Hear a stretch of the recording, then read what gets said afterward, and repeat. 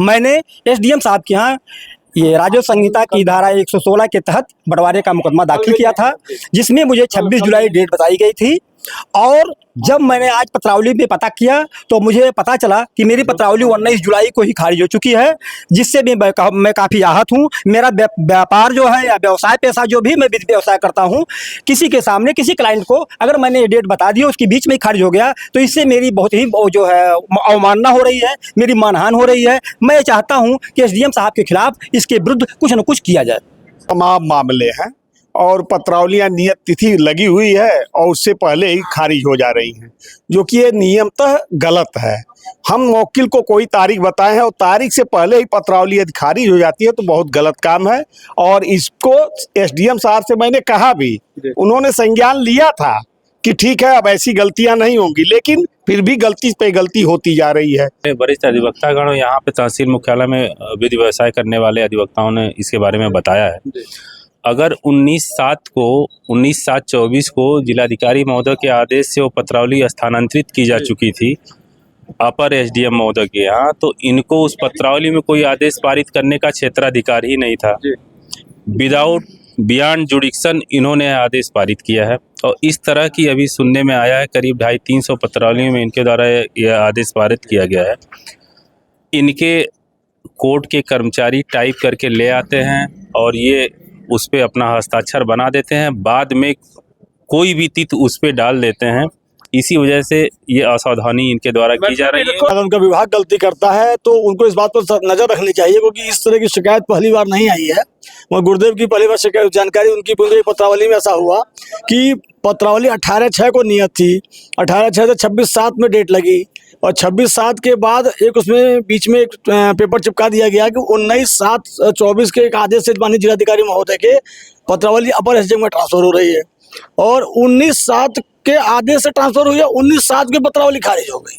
अरे अभी तो पेश कार्ड टाइप करके ले जाते हैं, दस्तखत बनवा लेते हैं एसडीएम साहब से। क्या एसडीएम साहब उसको देखते नहीं कि दस्तखत बनाना चाहिए? इस पे डेट पड़ी हुई, कब की डेट पड़ी हुई? इस तरीके से 270 फाइल बहुत पहले खारिज हुई थी।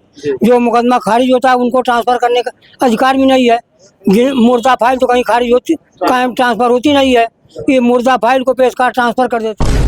नमस्कार, आप देख रहे हैं 70 न्यूज़ 24 और मैं हूँ शैलेंद्र मणि त्रिपाठी।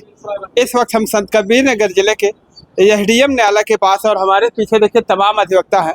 इन लोगों की कुछ समस्याएं हैं, जिसमें एसडीएम के न्यायालय से ऐसा मामला आया है कि एसडीएम ने किसी को खारिज कर दिया है और वही चीज़ डीएम न्यायालय में भी चली गई है। तो इनसे बातचीत करेंगे, पूरा क्या मामला है, किस बात को लेके ये लोग यहाँ पे खड़े हैं। क्या नाम है आपका? मेरा नाम रामदीन गुप्ता है। मैं यहाँ पे जिला मुख्यालय संत कबीर नगर पे, जब से जिला मुख्यालय संत कबीर नगर का गठन हुआ है 2008 से सिविल पत्रावली आई हैं, तब से मैं यहाँ पे नियमित तौर पे आके वकालत करता हूँ।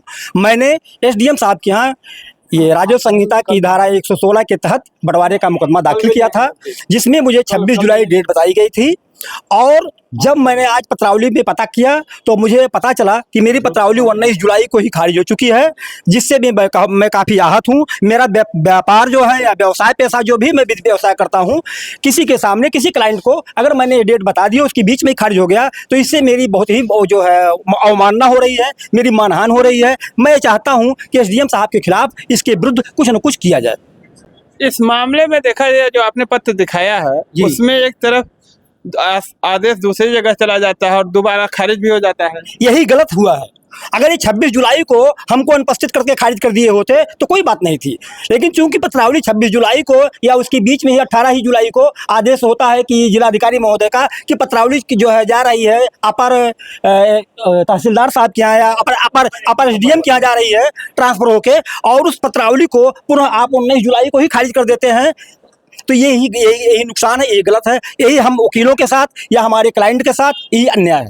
तो अब इसको लेकर के आगे क्या कदम उठाएंगे आप? इसको लेके हम माननीय मुख्यमंत्री जी को भी देंगे, कोशिश करेंगे कि सदन में भी इसके लिए सवाल उठाया जाए। मैं डीएम साहब को भी लिखूंगा, रेवेन्यू बोर्ड को भी इनके खिलाफ लिखूंगा। ऐसा जो पहला मामला है या ऐसे बहुत सारे मामले हैं? ये तो मेरा पहला मामला है और अधिवक्तागण हमसे मिले हैं, ये कह रहे हैं कि नहीं ये तो ऐसी जो है 20, 25, 50 पत्रावलियां में है। हमारे साथ वो भी अधिवक्ता खड़े हुए हैं, अगर उनके साथ ऐसी घटना घटी होगी तो आपको जवाब देंगे, बताएंगे। चलिए, हमारे साथ ओम प्रकाश तिवारी जी हैं। भैया, इस तरह का जो मामला बता रहे हैं गुप्ता जी, तो ये पहला ऐसा मामला है या और भी मामला? नहीं, ऐसे तमाम मामले हैं और पत्रावलियां नियत तिथि लगी हुई है और उससे पहले ही खारिज हो जा रही हैं, जो कि ये नियमतः गलत है। हम मुवक्किल को कोई तारीख बताए हैं और तारीख से पहले ही पत्रावली यदि खारिज हो जाती है तो बहुत गलत काम है। और इसको एसडीएम साहब से मैंने कहा भी, उन्होंने संज्ञान लिया था कि ठीक है अब ऐसी गलतियां नहीं होंगी, लेकिन फिर भी गलती पे गलती होती जा रही है। तो ये बहुत ही निंदनीय काम है और कार्रवाई होनी चाहिए कि उचित तो हो, उचित फोरम पे। हम सोमवार से हम लोग हड़ताल भी करेंगे। आखिर ये कहाँ से हो रहा है, कमी कहाँ से आ रही है? डीएम स्तर से आ रही है या निचले स्तर से आ रही है? नहीं है, यह तो वहाँ के पेशकार और वह बतावे और एसडीएम साहब बतावे। तो कार्रवाई गलती तो वही एसडीएम दस्तखत एक तरफ मुकदमा चलता है, दूसरी तरफ डेट पड़ जाती है और उसके पहले ही बिना किसी पत्रावली कार्रवाई के खारिज हो जाती हाँ, है। बिना किसी पत्रावली, बिना सोचे समझे एकदम सरसरी निगाह से सबको खारिज कर दिया जाता है। तमाम पत्रावलियां, ऐसी एक दो पत्रावली नहीं है, सैकड़ों पत्रावलियां हैं। महामंत्री जी क्या कहेंगे? ये एसडीएम साहब की तरफ से ही गलती माना जाए, क्योंकि पूरा प्रभार एसडीएम साहब ही के पास है। और चाहे अगर उनका विभाग गलती करता है तो उनको इस बात पर नजर रखनी चाहिए, क्योंकि इस तरह की शिकायत पहली बार नहीं आई है। वह गुरुदेव की पहली बार शिकायत जानकारी उनकी पत्रावली में ऐसा हुआ कि पत्रावली 18/6 को नियत थी, 18/6 से 26/7 में डेट लगी और 26/7 के बाद एक उसमें बीच में एक पेपर चिपका दिया गया कि 19/7/24 के एक आदेश से माननीय जिलाधिकारी महोदय के पत्रावली अपर एसडीएम में ट्रांसफर हो रही है और 19/7 के आदेश से ट्रांसफर हुई है, 19/7 की पत्रावली खारिज हो गई।